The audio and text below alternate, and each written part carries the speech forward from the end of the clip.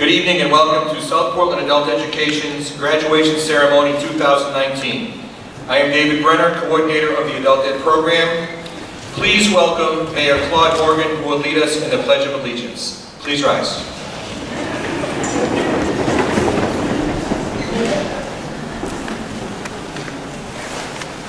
Thank you, David. I pledge allegiance to the flag of the United States of America and to the republic for which it stands, one nation, under God, indivisible, with liberty and justice for all. Thank you very much.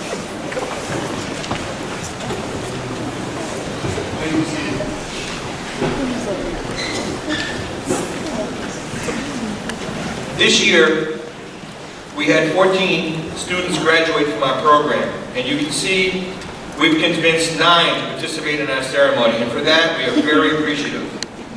Although we only have 9 students on stage, we are definitely displaying quality over quantity. Each of the students on stage earned the HiSET diploma. HiSET stands for High School Equivalency Test. It is a demanding test in 5 subject areas: reading, writing, math, social studies, and science. Not only did the students earn the diploma, but some did it with scores called College Ready. These students are some of the brightest we've had come through our program in the past 8 years. Before we recognize our graduates, I'd like to start out by thanking our 2 HiSET instructors for their commitment to our students. When students do not complete high school, it is not easy for them to come back to school. We need to have the right instructors who not only know their subject matter, but more importantly, know how to motivate their students and earn their students' respect. Thank you to our HiSET instructors, Barry Lewis and Joe Moore.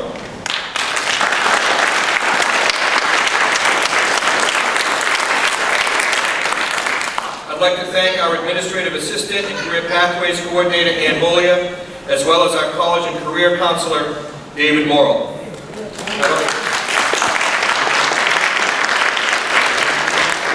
I'd also like to thank our English language learners instructors, Tim Sturdivant, Jennifer Goodine, and also I'd like to thank Portland Adult Education for the collaboration we have with that program. We offer the HiSET instruction, and we team up with Portland Adult Ed, who administers the official HiSET exams. Our partner at Portland is Krista Henderson, who makes the trip to Portland for our students welcoming, friendly, and encouraging. On behalf of our staff and students at South Portland Adult Ed, thank you, Krista.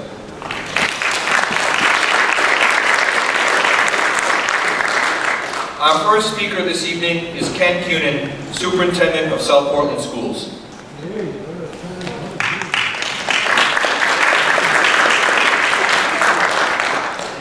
Thank you very much, family, friends, and most importantly, graduates of South Portland High School Adult Ed, South Portland Adult Ed 2019. I'm really honored to be here with you this evening for the 2019 South Portland Adult Ed graduation, which is absolutely one of my favorite events of the year. For my 4th year as your superintendent in South Portland, I have the privilege of delivering just a few words before our graduates march across the stage and receive their diplomas. Each year, Mr. Brenner gives me a theme that he asks me to follow as I make the remarks, and this year the theme he gave me was Stand By Me. And so you'll hear something about it, and then maybe you'll hear a little bit more after I speak. Well, I'd like to start by relaying a story about one little boy from toddlerhood to adulthood that I think you'll find relates at least a little bit to the theme. So how do you begin a story? Well, when this little boy was 2, a terrible plane crash took the lives of his mother and father.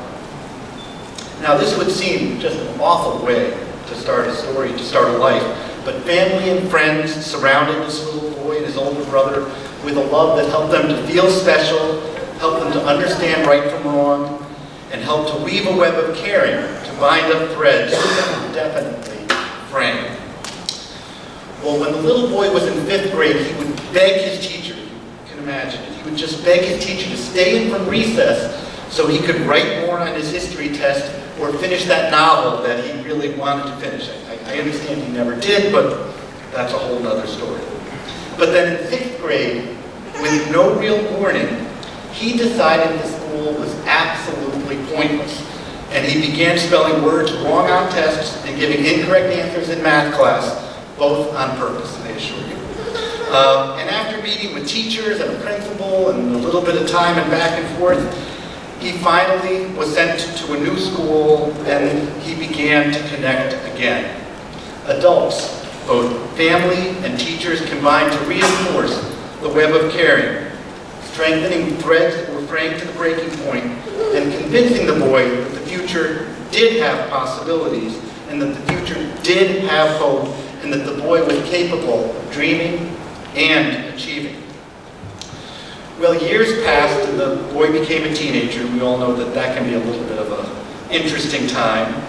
But outside of minor bouts of protest and wearing his hair too long and staying out late a few times, he was basically, a pretty good kid, doing well in school, getting involved in sports, and writing mediocre poetry. Okay, it really wasn't mediocre poetry. I saw some recently, and it was actually pretty bad poetry, but he was accepted to college anyway. But right before he was supposed to start college, during the summer, he made some really dumb choices, and he nearly blew that opportunity. I know it had something to do with a nighttime prank gone very wrong, and I know there was some police involvement, but he really doesn't like to talk about it too much. But again, family and friends and teachers combined to ensure that the web, now looking more like a solid piece of cloth, stayed strong, though occasional mending was still needed. They let him know that yes, he had done something terribly wrong, and yes, the outcome could have been much, much worse, but that they still believed, that they still had a relentless optimism for his future. Well, the young man went on to college, and after a rocky start, he settled in, studied literature and teaching, and worked summers in camps for special needs children. And upon graduating, after a year of running a group home for children ages 2 to 6, while others encouraged him to go on to graduate school, he chose of all things to become a traveling juggler. Though disappointed, his grandparents, who had raised his brother and him, knew that he would come back to teaching, even though the young man did not know it at the time. Additional threads of trust were added to the fabric, which from its start as a loose, tangled web had transformed, with the help of many, many people along the way, to a tapestry that was really quite strong. And while all tapestries can rip, this one probably could be repaired with the love of those willing to add threads, color, and care to the work. As you may have guessed, this toddler, this teenager, this young man, not so young anymore, is me. What has all this taught me? Why am I sharing this story with you this evening? Each of you, our South Portland Adult Education Class of 2019, has a web of caring around you, or you would not be here. Each of you has a tapestry woven thread by family, friends, adult education faculty and staff, and community members who have been there for you. With this graduation, this march across the stage, you acknowledge that others have stood by you, and you have an even greater responsibility to stand by and ensure that there is a web of caring for those you hold dear and for those you may not know, but who deserve the opportunity to add to the strength, the beauty, and the wonder of the tapestry of our community and of our world. We know that you are up to the challenge. Thank you very much.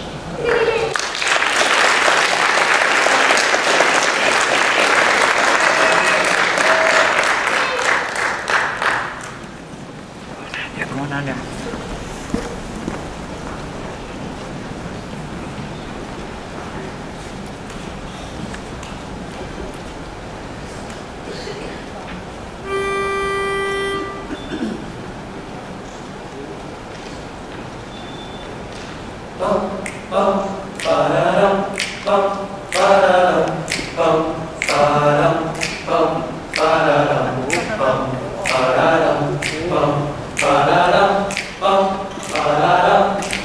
When the night has come,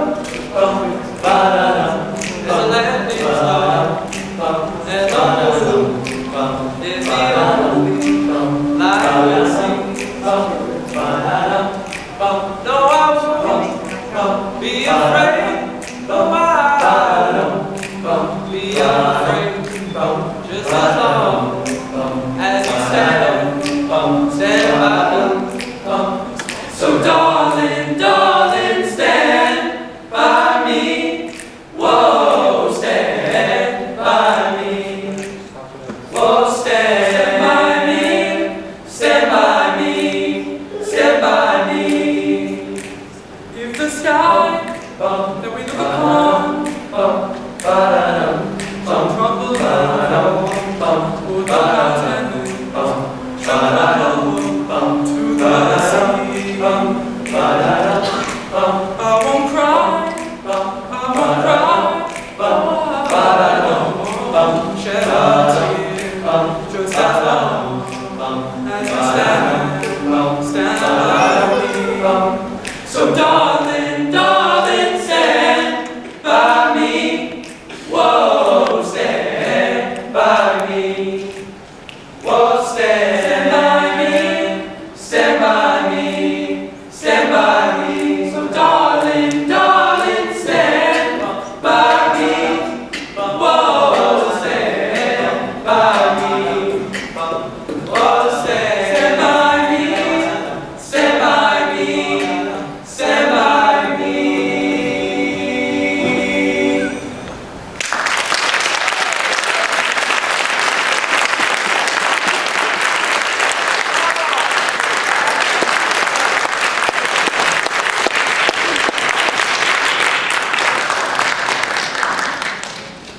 That was our a cappella group, Scales of Bales. Now to introduce our student speaker is high set math instructor, Barry Lewis.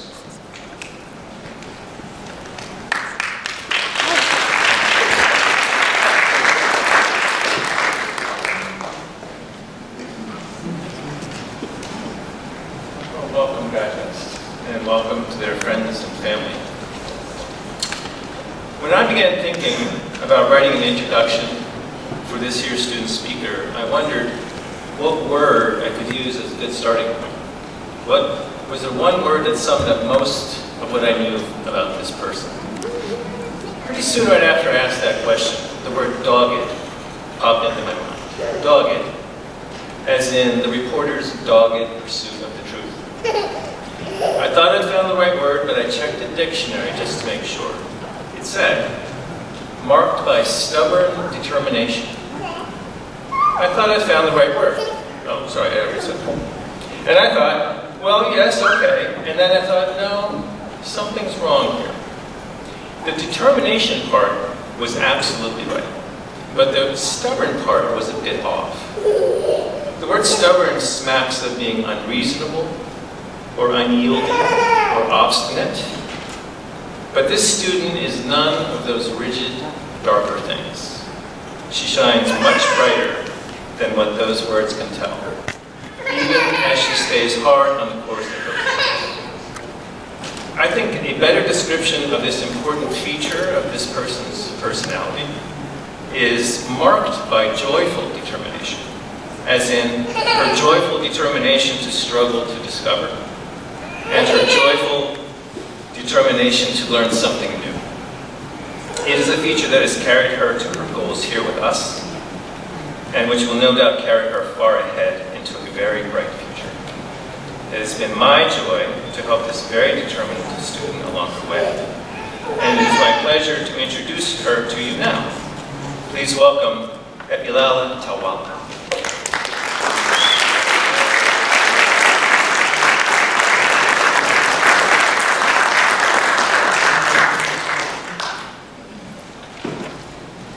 A year ago, I sat in this very auditorium watching the graduation ceremony of the South Portland Adult Ed class of 2018. Outwardly, I was polite, smiling, and clapping. Inwardly, I was both envious and sad. I wondered when my turn to graduate would ever come, or if I had missed my chance completely. I left school during my sophomore year after a long battle with anxiety. The pressure to perform well in school had always been there, but in high school, the stress manifested physically through panic attacks.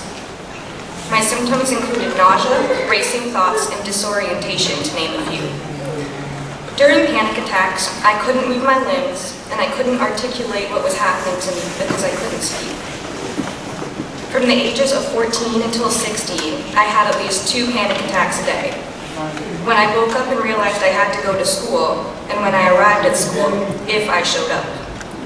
Half the time I made it into the building, I opted to skip class anyways.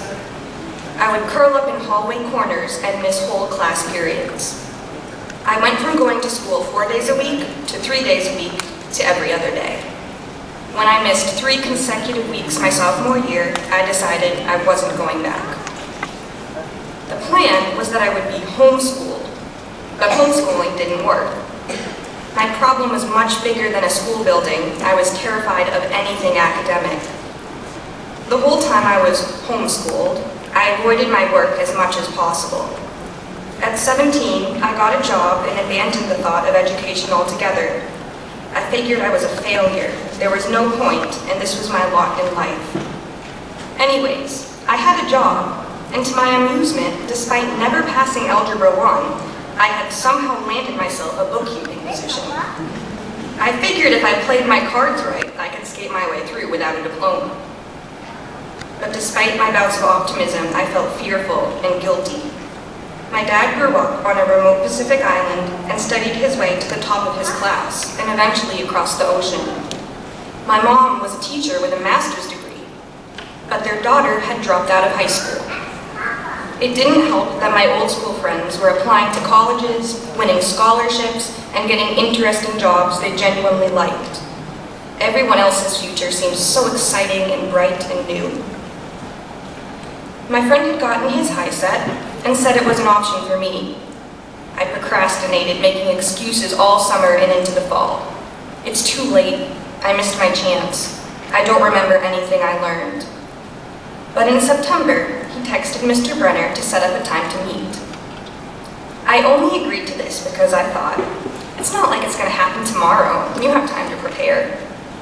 A text came back an hour later saying, I can see her at 5 tomorrow, and I nearly fell over. I was so anxious I couldn't feel the tips of my fingers. All sound was dull and flat, and the Arizona tea I had just drank was about to come back up. I wheezed, I can't do this, about 8 times. I showed up to the meeting simply because I dreaded disappointing people more than I dreaded school. My first impression of Mr. Brenner was that he was frighteningly straightforward. We got right to the point. I wanted my high set, and this was how it was going to happen. I thought, wow, he takes me really seriously. And then I figured I'd better take myself seriously too. I took some preliminary tests to figure out my strengths and weaknesses. Then I was placed in a math class and on track to get my high set. The first few nights of class challenged me like never before. I had to acclimate mentally, physically, and socially to an environment I was terrified of. I was jittery, I was hyper-aware of my surroundings, and I was using parts of my brain I had let vegetate. I left the first few classes with throbbing headaches, but I didn't feel bad. I felt good about myself. I resolved to attend class every night I could. No more, I don't want to, or I can't do this. After 3 years of sitting around waiting for my life to change, I knew it wouldn't unless I first changed my actions. So every Tuesday and Thursday, I went to class. Sometimes my job asked me to stay late on class nights, and I'd weigh the options. Do I want to go to class and spend 2 hours doing math? Or do I want to stay at work and make more money? The bigger paycheck was tempting, but I would remind myself that my investment in my long-term future was more important. So I went to class and learned all I could.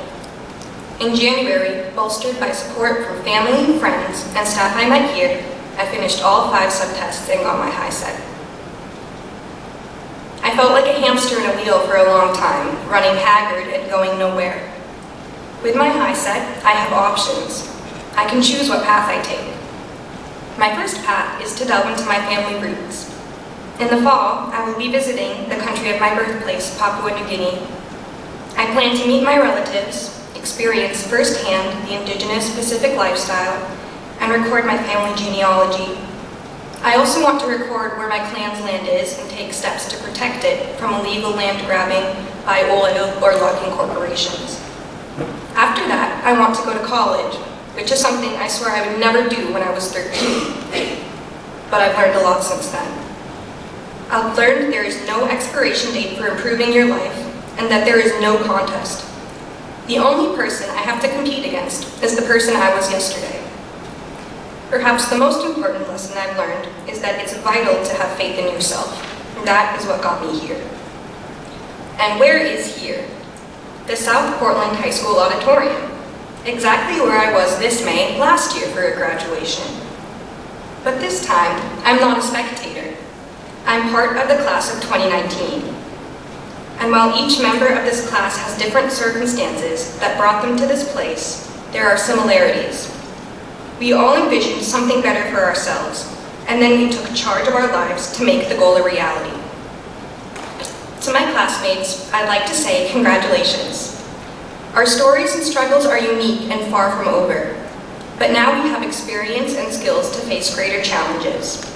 Wherever your future paths take you, remember that you did this, and be proud. Thank you.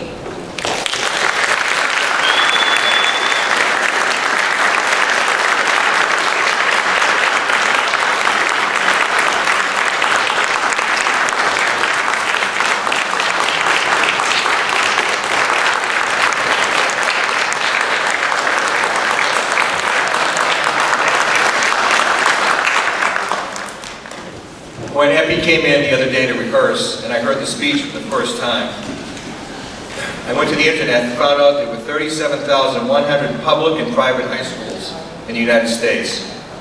And Epi, I would put that speech up against any graduation speech delivered this spring at any of those schools. Thank you for those incredible words.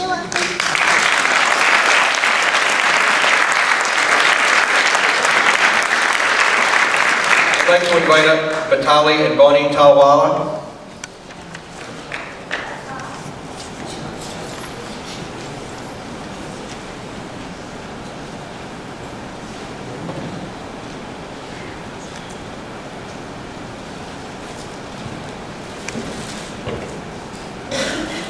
Batali, Bonnie, thank you for sharing your daughter with us. Appreciate it.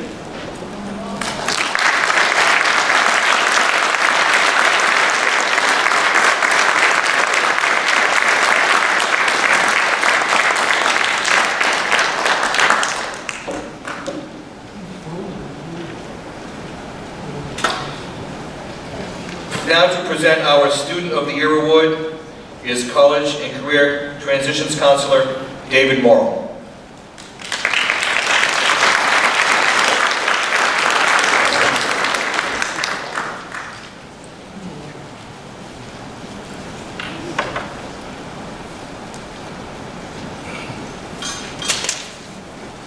Once again, family and friends, welcome. And good evening. I'd like to begin by giving my warm and sincere congratulations to the 2019 South Portland Adult Education graduates. I applaud your dedication and hard work in achieving your high school credential. As you move forward, I'd like to remind you that South Portland Adult Education will continue to support you if you ever need career and/or college services. I've been asked to announce the 2019 Student of the Year. This student has demonstrated remarkable skills in gaining his HiSET by diligently attending his classes, being on time for his classes, or calling to let his instructors know that he's going to be late or absent. He does this in addition to holding a full-time job where he demonstrates that same level of personal responsibility. He also demonstrates self-initiative and commitment to doing the best at his place of employment. One of the student's goals is to one day be his own boss, which, given his current initiative, commitment, and dedication, I'm sure he will achieve. Please join me in recognizing the 2019 Student of the Year, Brandon Thomas.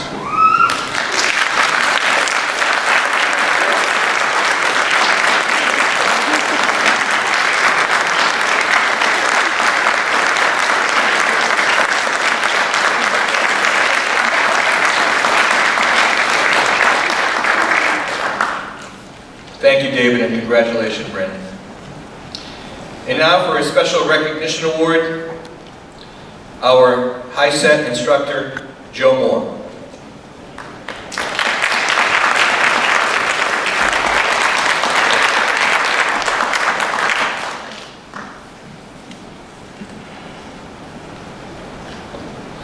First of all, congratulations to the graduates. In Emmy, that was a speech that changed what I'm going to say, which is one thing I've always loved about education, and particularly love about adult education and learning, is just how much I learn from the learners that I have a chance to spend a lot of time with. Everybody has a story, and everybody is very unique.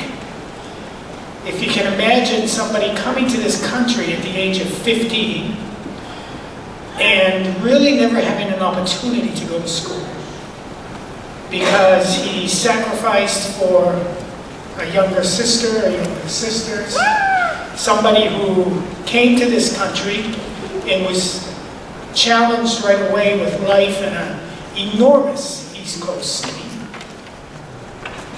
making new connections with people, working, and really not having a lot of time or fit into the traditional American high school. Eventually, this young person, this man, comes to Maine years after 15, 20 years old or so, and has a vacation here. Really likes it here. Decides he's going to leave the big city, and he's going to come to Maine and live. And he establishes roots, and he's very successful. He's a successful family man. He's a successful member of the community. He actually is a landlord.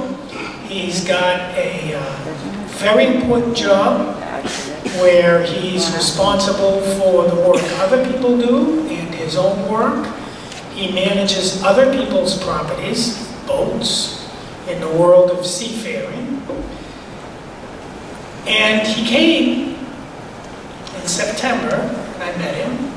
And in a traditional sense, I'm thinking a little math, a little reading, and through some conversations with this gentleman, I quickly learned what a self-directed learner he was.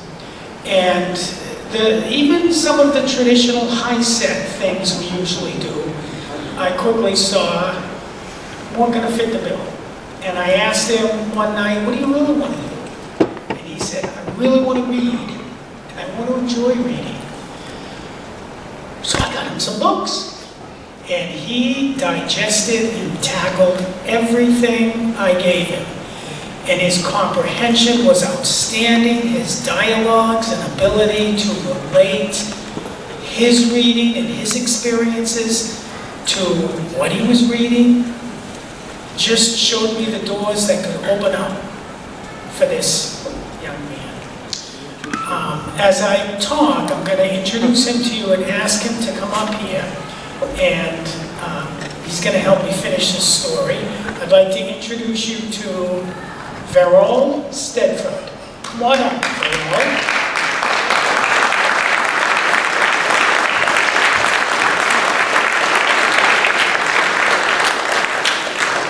Chapters unfolded for Verol as the year went on, and it was around Christmas I was wondering, what's the next book I'm going to get for him? What's the next chapter we're going to look at? Well, he came in and he had a determination through dialoguing with his family and through self-dialogue with himself. He decided he was going to study for American citizenship. Now, he said something the other night that I learned that I will not forget. His next goal is he wants to get his high set. Now, there are books, graduates can tell you this, there are high set books and there are all kinds of high set literature. And I was talking with Verol and showed him some of the books, and I said, oh, this can be pretty challenging. And you know, he did look at me and very simply said, that won't defeat me. Those books won't defeat me. I would defeat me. You defeat you. That struck me. That is exactly how he's behaved all year. And to watch him come in, he kept coming back every night for another book. But from December on, he came back and he studied and studied American citizenship. He went through the process, from the written test to the interview. And would like to present him with a special gift. He is one of our newest American citizens.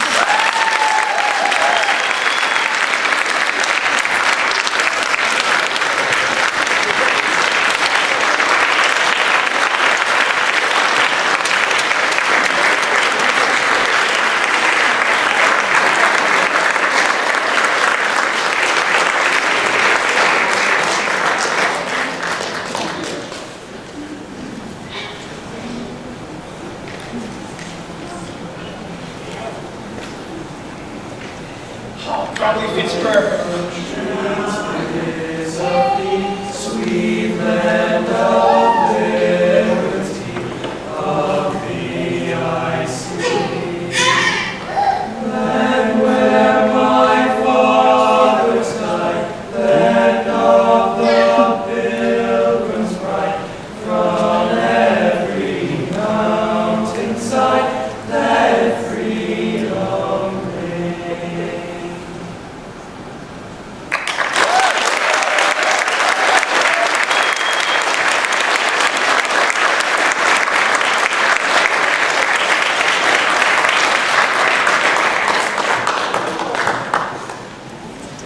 Okay, now time to reward the diplomas. Give us a minute to reset the stage. Anybody who wants to take photos, come on down front if you'd like to.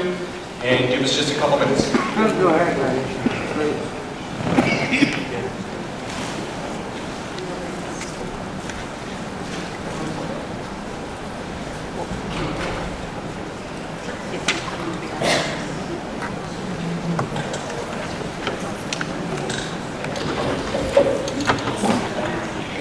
Excuse me.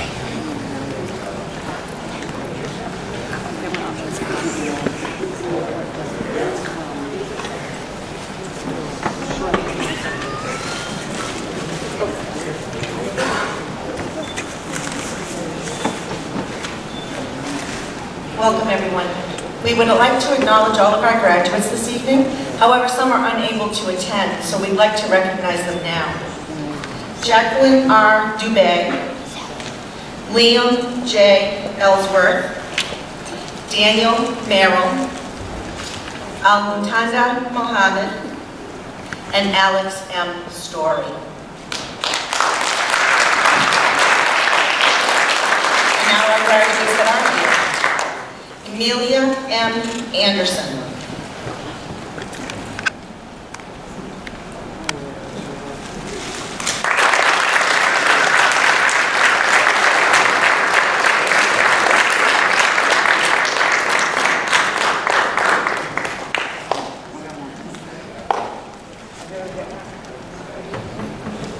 Chikoko K. Emery.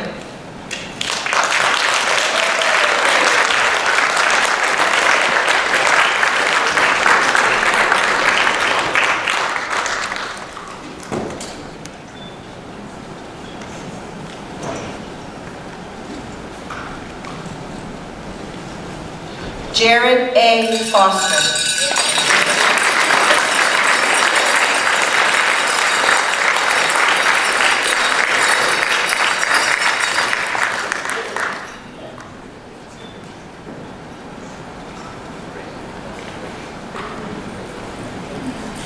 Danforth J. Kaiser Selyanek.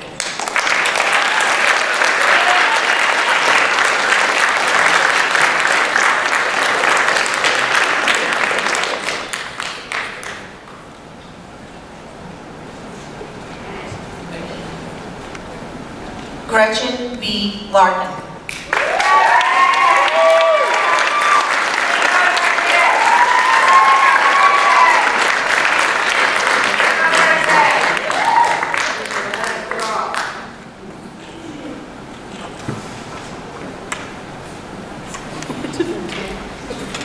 Dylan J. McLean.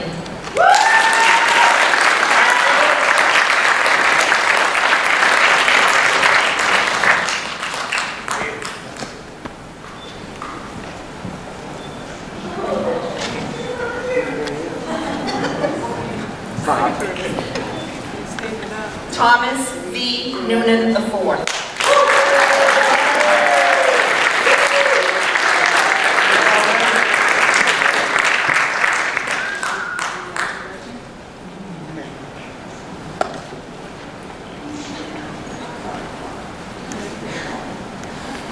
Epilala R.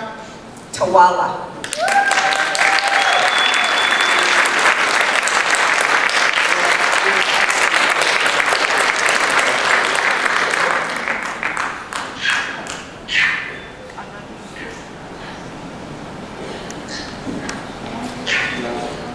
Brandon Toms.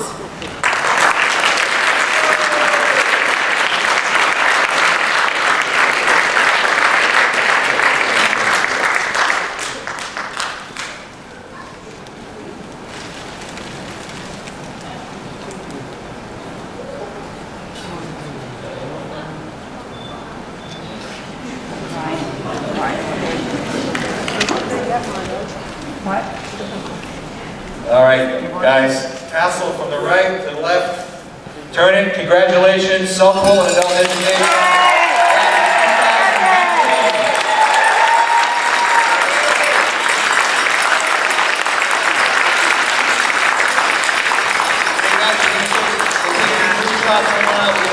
On the front of the stage, we'll take a big group picture. And then you folks help me